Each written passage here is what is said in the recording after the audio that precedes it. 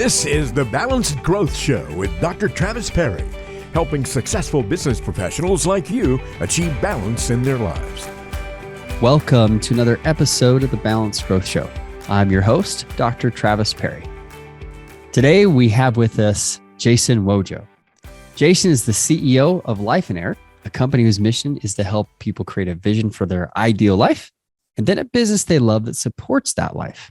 He works 15 to 20 hours per week and spends the rest of his time with his wife and children. I love his message, and anyone that's followed anything I've ever done on this podcast will know exactly why. Welcome to the show, Jason.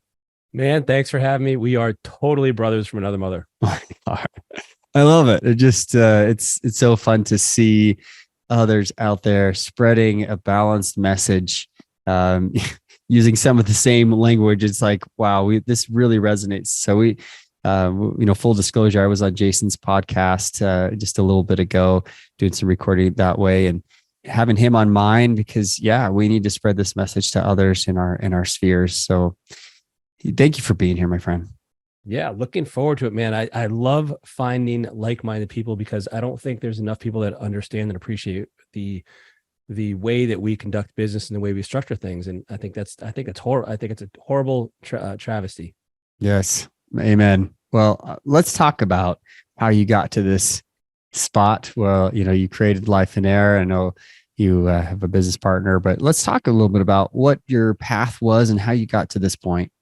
Yeah, man. Well, so like many people, I can't say for many people. For myself, I was taught the key to a great life was you make a lot of money and you have a good job. And like there was no entrepreneurs, no business owners in my family at all.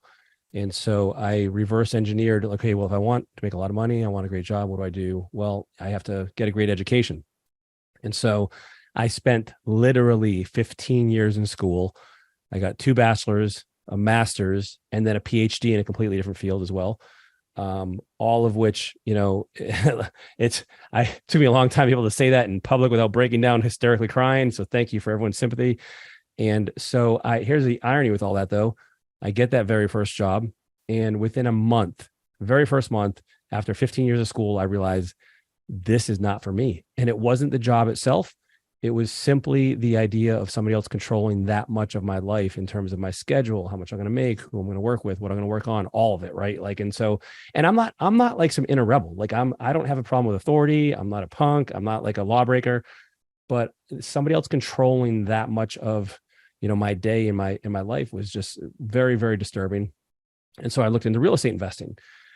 And I found for me, real estate investing was kind of that golden ticket to get out of my job. And so at that time, I had my full-time job. I started my real estate investing. I also got my agent's license as a real estate agent. And I also had a fitness business going at the same time. I'd been really blessed with some success in bodybuilding, and I had people approaching me for training online. And I came out with a DVD back in the day, man, like, and all this hilarious stuff. I quickly found myself working all the time. And what that ended up contributing to was a divorce that was certainly not, me working all the time was definitely not the only challenge that we had. But what I realized is I took my eye off of the things that were most important to me on the altar of financial success. And I had done pretty well the first year in real estate. I made 6 figures net. And I thought that if I just worked harder, worked longer, eventually I probably, I remember telling my ex-wife at the time, I said, I use this analogy, man, and this is a horrible analogy. I said, I feel like the new iPhone just came out. We've camped out all night outside of the Apple store. We're first in line. It's like 5 minutes till they open and you're getting out of line. Like we're doing, we're so close. We're like, we can fix this. We could just give me a little more time. We might never have to work again. Give me 3 years, 5 years. She didn't care at all. She wanted her husband, and I wasn't able to meet the needs that she had. And so I was served divorce papers, and I realized at that point that I really had lost sight of the things that were most important to me.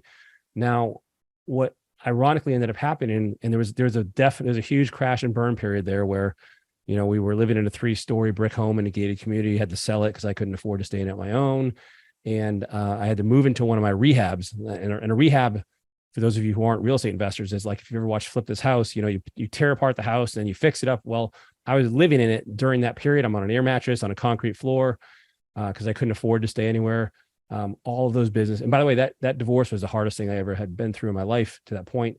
And I literally let the businesses go because I didn't want to get out of bed for over a month. Like I literally I was depressed and I was really destroyed and broken from that. And so I started to realize I had to do something differently. Now, the irony for me was that I started doing the exact same thing after the divorce, because now I had no one to keep me accountable. And I'm like, well, I'm not in a relationship. And like, so this is probably, there was no accountability and no one to come home to. And I was by myself. And so I quickly realized that I was going to repeat history if I continued along this path. Now, Lifeonaire fits into this position and into this situation, I should say, because I didn't found Lifeonaire. Steve Cook, my partner, founded Lifeonaire, and I got involved in Lifeonaire. And Steve was the one who's like, man.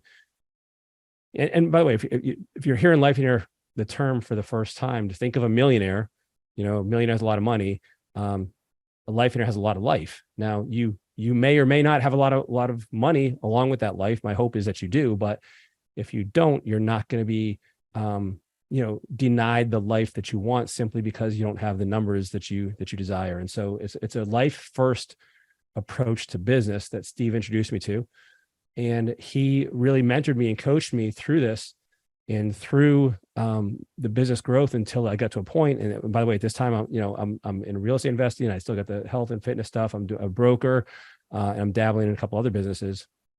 And I started coaching for Lifeonaire. And I started, learning and living these principles myself. And I started from there to really focus much, much, much more diligently on, the life side of things, which ironically ended up improving and increasing my income, which seems completely counterintuitive.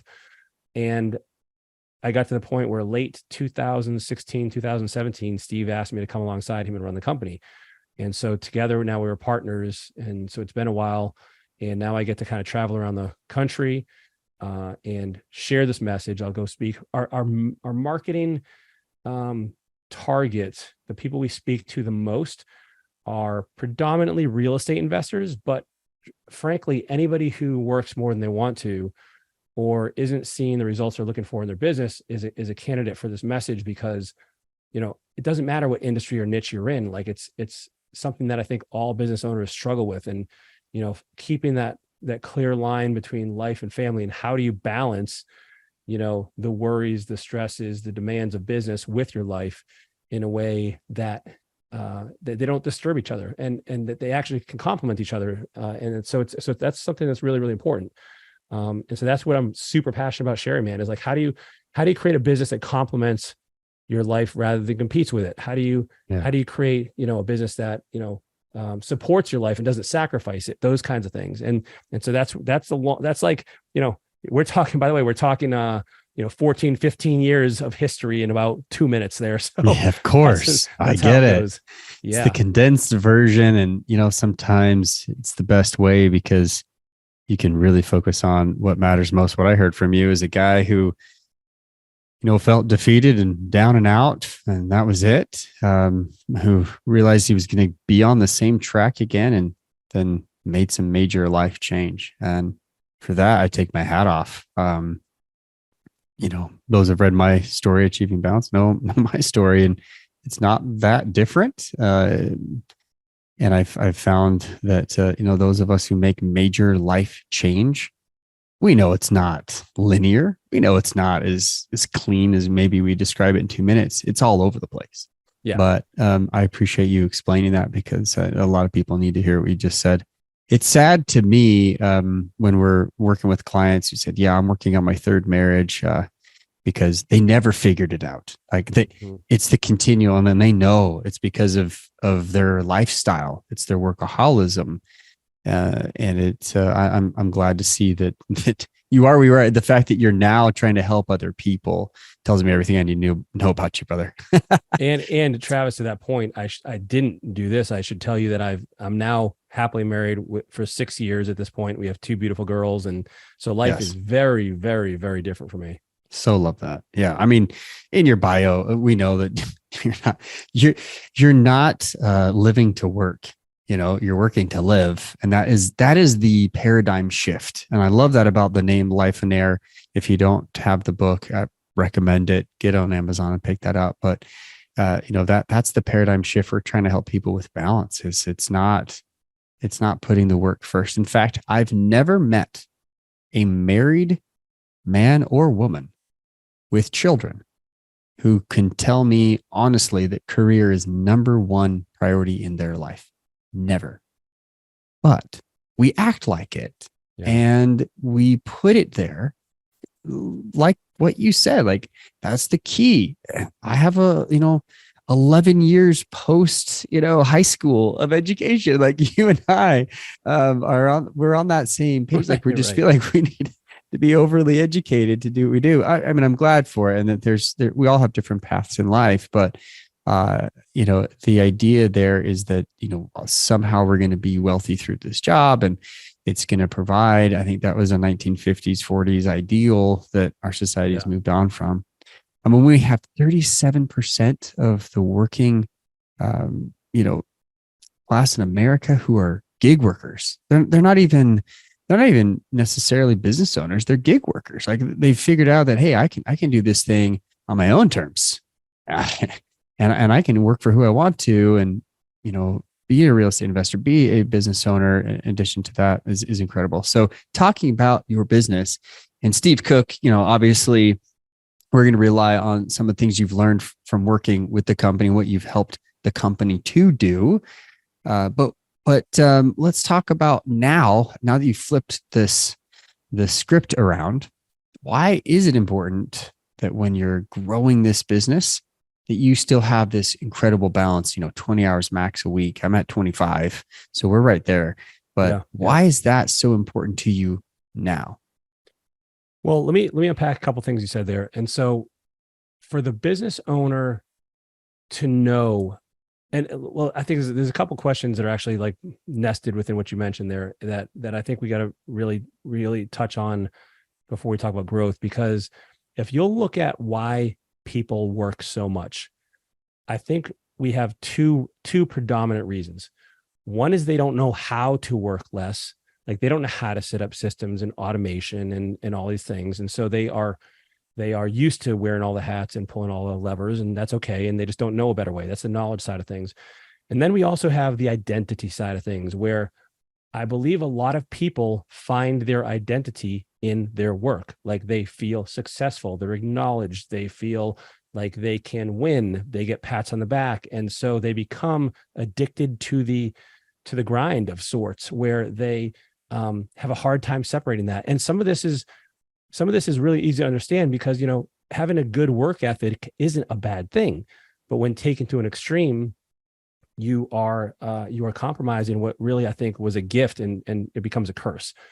And so it's both of those. And so when you mention scaling your business, the first thing I would ask somebody is like, so tell me why you want to scale. Like, what is it about your, and sometimes it is ego driven. Sometimes it's this desire. And by the way, some entrepreneurs, and I could even say, most entrepreneurs perhaps have this need to grow, to expand, to conquer, to take, to become a force. And like the competitive side of them, like allows them to kind of get wrapped up in this, in constant scaling. And scaling is great. There's nothing wrong with it, but you always have to make sure that it fits your vision. Like, are you going to start to compromise at some point the things that are most important to you? And by the way, let me just say this. Yes, there are busy seasons to life and business. And it's not, my week isn't always 15, 20 hours a week. Sometimes I am putting in more, but sometimes it's less too. And so when you start to look at scaling, I think you really got to have an objective measure as to why you're doing this. Like, what's the purpose behind it? Is it because you need to make more money? Is it because you want to employ more people and change more lives, and maybe you want to impact your staff? Is it because you want to reach more people and change their lives? Like, what's the motivator there? And once you understand that, then you can make a more informed decision as to whether this is the right choice. And so that's all going to come from your vision. So you, like what you talk about a lot, balance is like, you have to always keep that life focused. Now, let's say you say, hey, yes, I want to scale, I want to grow. How do you actually keep that in alignment with your life? And I think what you need to do, and I think this is where people make a mistake, is when you're scaling, it doesn't necessarily just mean that you are making up for things in volume by doing more yourself or even your staff. I think you have to elevate your thinking a little bit and figure out, how can you get this done in a way that's not going to compromise my life and that's not going to compromise my vision. And so, for instance, it used to impress me when somebody made a lot of money. And I can tell you now, like, I want to see if you have a great life and make a lot of money. Like, that's a much, much different, it's a different bar. It's a different goal. And so as you're scaling, I think you got to ask yourself, like, how can I do this in a way that's not going to necessarily disrupt these other parts of my life that I find important? And that's just a smarter way of thinking. And I think if you're constantly finding yourself busy, whether you're scaling or not, it is a sign, it is a symptom that something is wrong in the setup or in like one of those other two things is going on in your business. And sometimes it can be, there's a number of reasons for that, but you should not be always busy. Like, that's just, there's something wrong with the system if that's true. And you have to examine it and look under the hood. Yeah. I mean, you unpacked that well. I agree with a lot of what you said there too. And I would add, and the financial piece is intoxicating. It's like the identity, you hit it, like you nailed it. It's so much about identity. And I think a lot of us, myself included, kind of slipped into this workaholic trap. I think society sets it out for us. Like, hey, be successful, have this great job, and that becomes who you are. How many people introduce themselves as dad or husband versus, whatever their title is at work. Yeah. And that title will not be on your tombstone. And if it is, that's kind of a sad situation. Like, if that's the most important thing. Again, I've never met a married person with children who ever is like, that's the most important thing in life, because it's not. We know this, but we kind of push it aside, and that creates stress. And that stress you've kind of mentioned is that pushback between like identity, feeling successful, getting the pats on the back, like you talked about, and then taking it to extreme, the fact like you're always busy. I know people like that, and I have clients, like, it's just, they're always busy. They don't know how to break. They don't know how to go on vacation.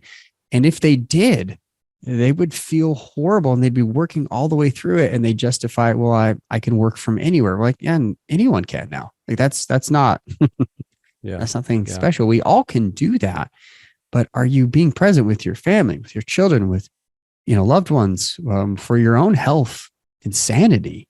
Or are you just working to the extreme? So I really appreciate you bringing this up. So let's talk about like under the hood then, because I know why this is really important to you because of your history and your path and what you've done to be very purposeful about changing that. But as an entrepreneur, how has Lifeonaire been able to scale? How have you been actually able to do this on the business side while trying to keep that focus of balance and not losing it? Yeah.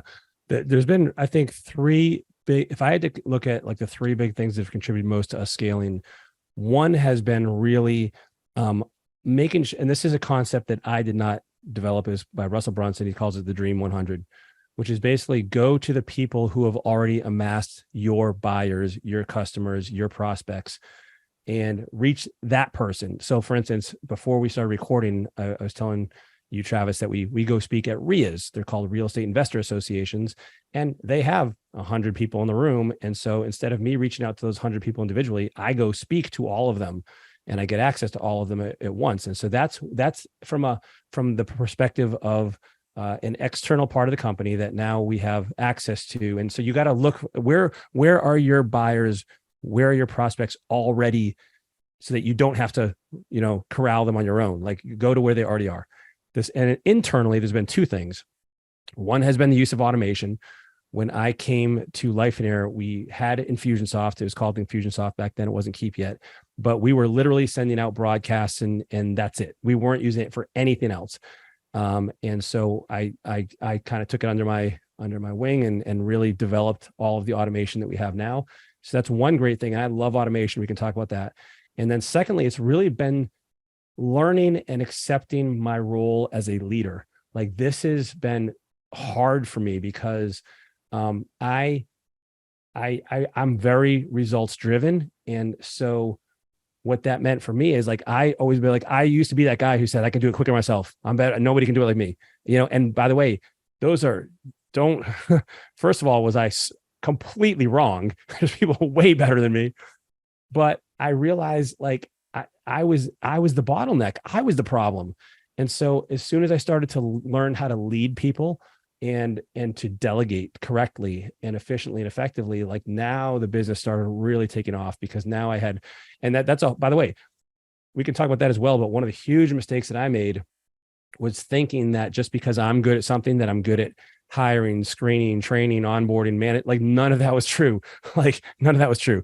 Those are all separate skills that you have to learn if you're going to really create a true company. Like, and a true business is one that's not reliant on you for everything. And so that's something that those are things you have to embrace if you're going to take this path. And now, again, I'm not saying you have to, like your vision will tells you what your life and business is going to look like. But if you want to, you got to, and you want to scale at some point, you are going to be the bottleneck. Love it. Love it. Love it. So you mentioned, I'll work backwards with you. You mentioned the D word, delegation. In passing, it shows up literally every single podcast, at least 9 out of 10. Okay. So maybe not every single one, but in some form or fashion, leadership, delegating, getting out of your own way, getting sucked into this ego.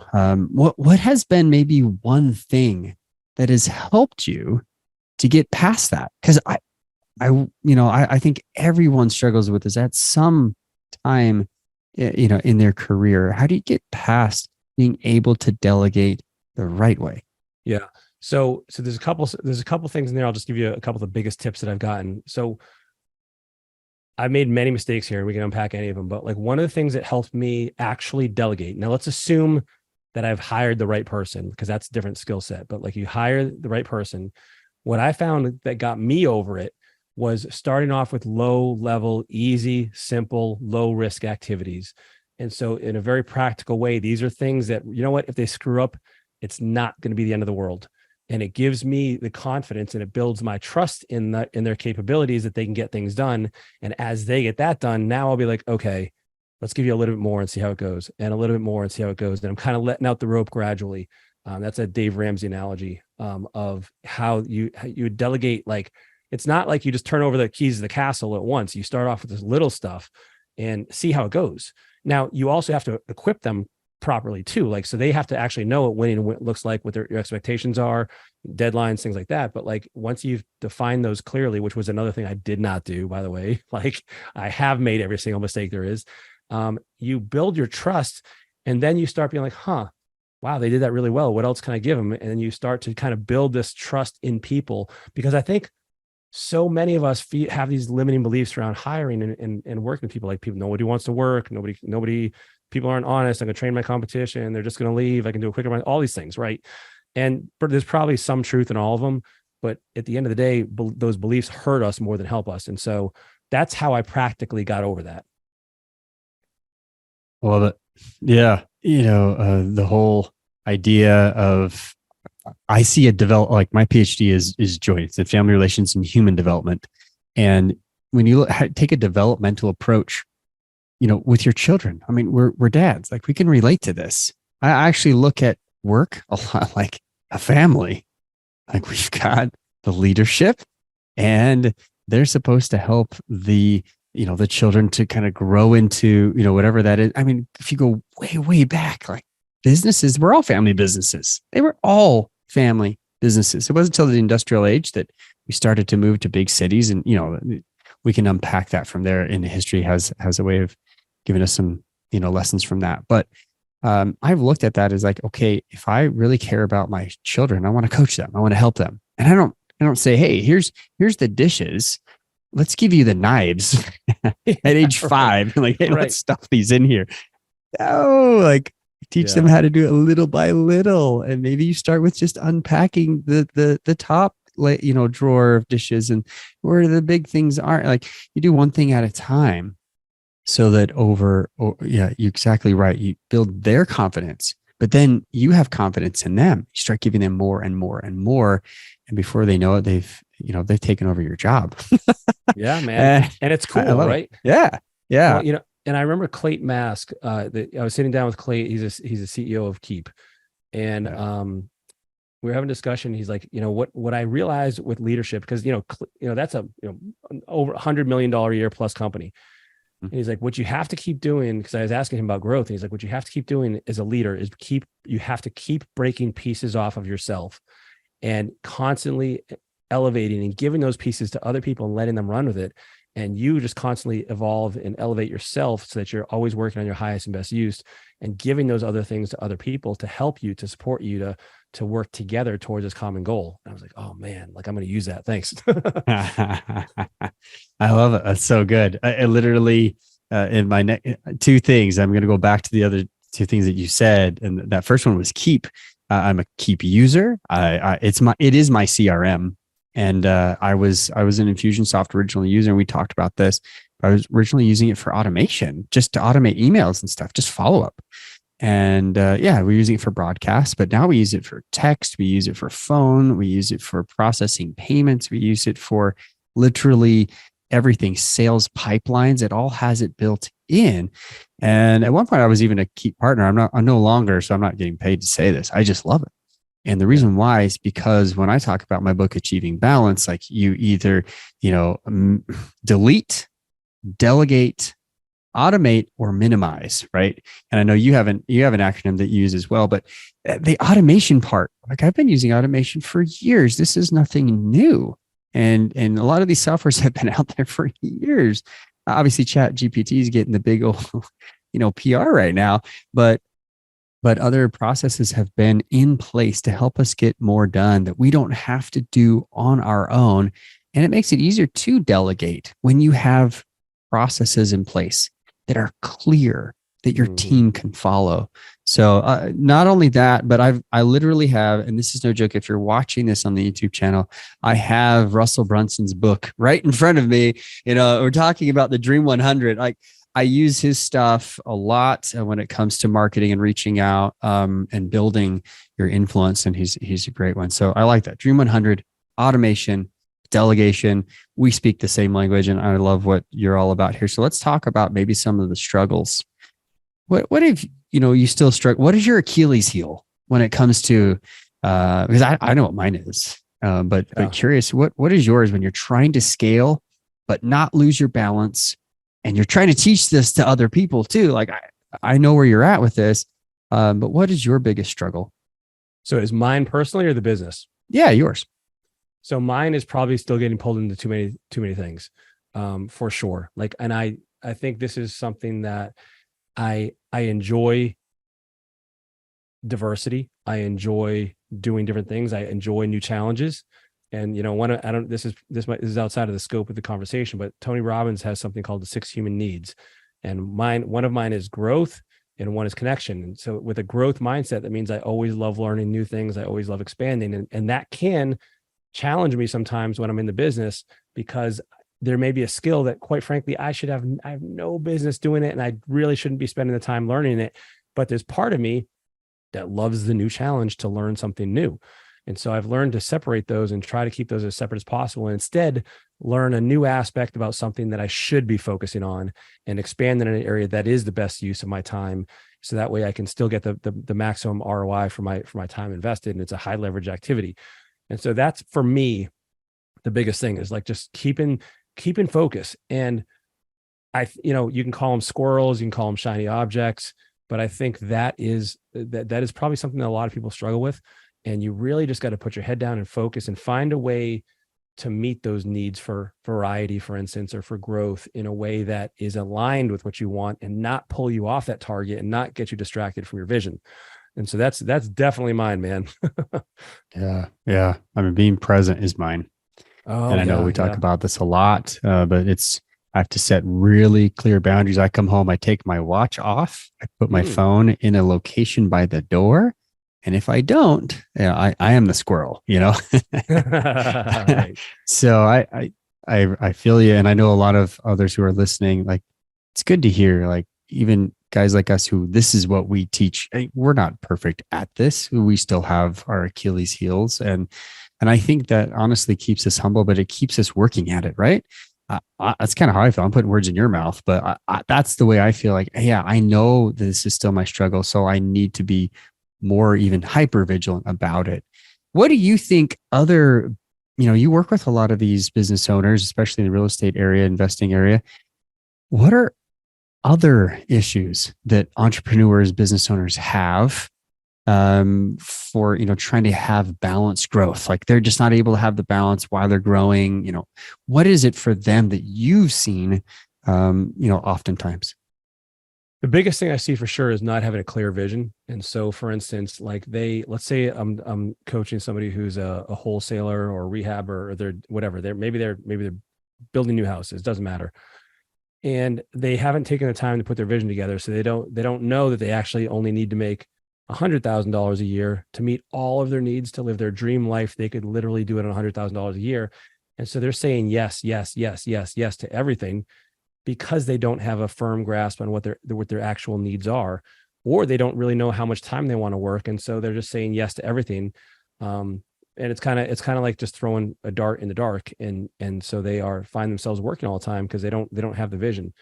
And the other thing along with that is, with your vision, you really start to develop, and this is something, there's a little bit of misconception around Lifeonaire, by the way, that like sometimes I've heard people say like, oh, you guys are just about all taking it easy and not working. And I said, no, that's not it at all. Some of the Lifeonaires I know are some of the hardest working people I know, but they do it within very rigidly and narrowly defined windows in their day, so that they're not missing time with the kids, and so that they're not, not missing their workout, and they're not missing date night with their spouse. And so when you have the vision, you have the reason why you need to stop working, and it gives you a reason why you need to really stay focused and laser focused while you're working, and then you can shut it off later. That's probably one huge mistake I see. And they're just saying yes to everything, and not realizing they're saying no to other things that are more important to them when they say yes to the work. Yeah, that's so true. Where there's no vision, there's no plan, and if you don't have a plan, you're going to fail, right? They always, that old adage, if you fail to plan, you're planning to fail. And so, we talk ad nauseum about an ideal calendar and matching that up with your values. Like, what is it that you really want? What is your clear vision? So yeah, I can agree with that. Let me say something, Travis, real quick. So some of your listeners right now might be wondering, like, okay, you guys work 20 hours a week. They're like, yeah, right. Like, how can I possibly get all my stuff done in the amount of time? And I don't know if you talked about this on a previous episode. But if you haven't, I have a couple thoughts on this, because please do. For everybody who's listening, who's like, this is impossible, I want to really challenge you here out of love. Like, I'm your friend. Okay. I'm going to tell you, and your best friends tell you what you need to hear, right? Not what you want to hear.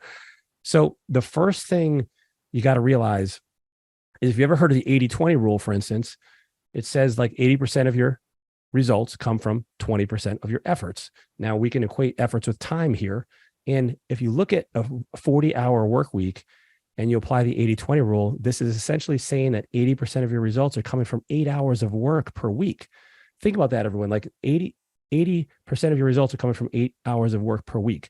And so that's just the first thing I want to say. The second thing I'll say is this, and Travis, I think we talked about this as well on the episode when you were with us, is like Parkinson's law, right? You've talked about this before, like the amount of work that you have available, the amount of time you have available to you for work, you'll fill with work. Like, and you all know this, because when you were in high school and you had a week to write a term paper, it took you a week. You had a month, it took you a month. Like, so that's Parkinson's law.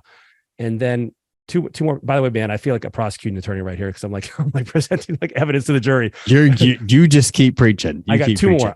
And I promise I'll get off my soapbox in a second. No sweat. I love it. The other thing is 2017, they did a study in the UK.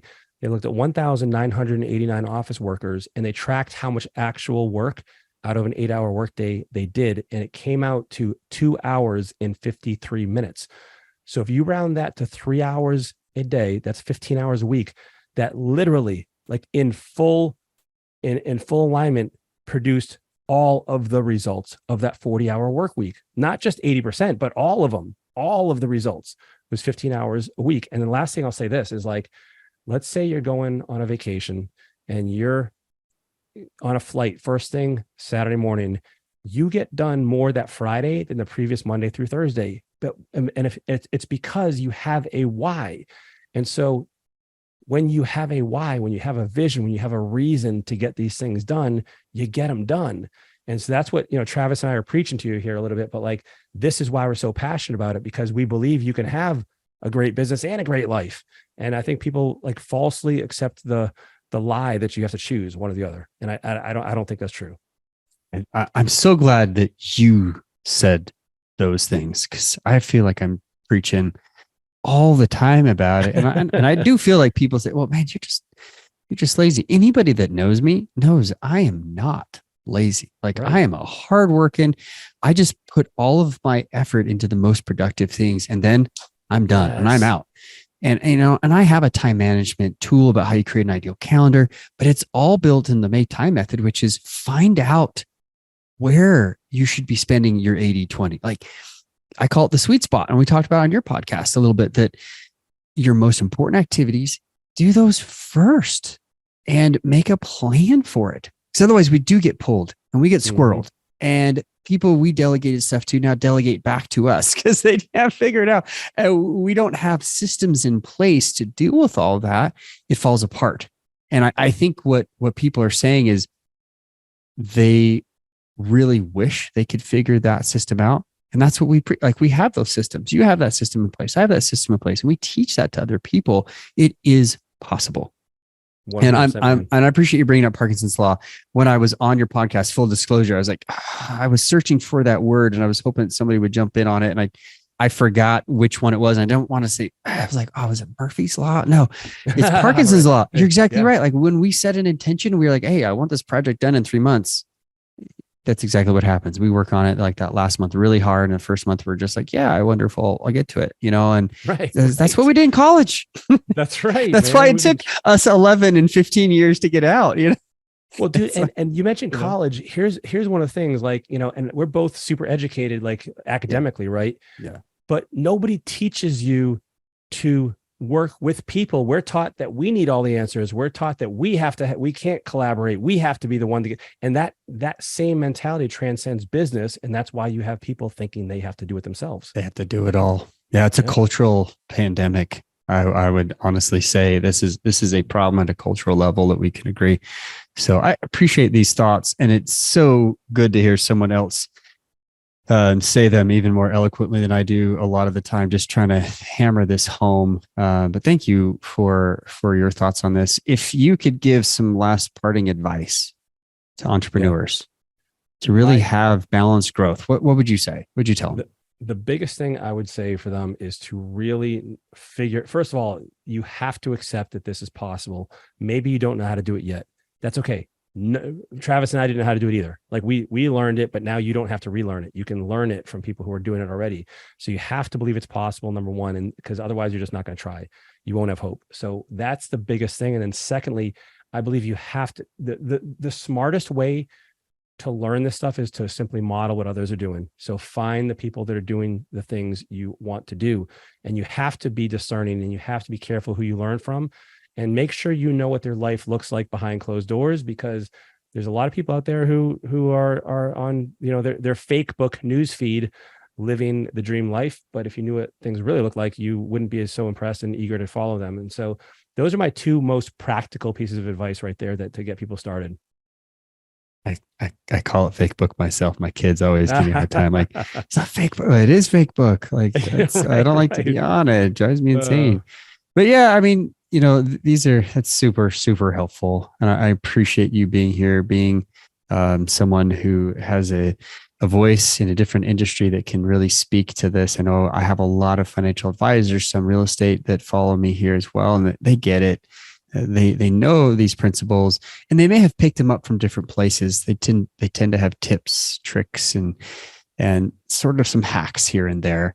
But if they want to get in touch with you and they, resonate with a lot of what you said, how can they find you? How do they connect with you there? Yeah, two places are probably your best bet. One is check out lifeonaire.com. That's LIFEONAIRE, just like millionaire except with life.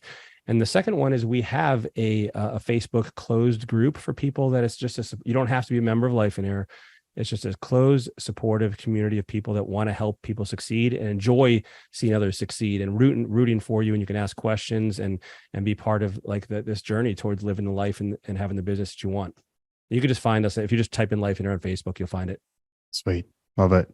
Thanks for being on the show, Jason. Appreciate your time and for your, support of the same message in a different way, helping people out there have better balanced growth. Thanks, Travis. Love what you're doing, man. And if you've enjoyed this, listening to us banter back and forth about balanced growth, definitely subscribe to the podcast if you don't already, or share this with someone who needs to hear the message today. And until next time, remember, live life on purpose.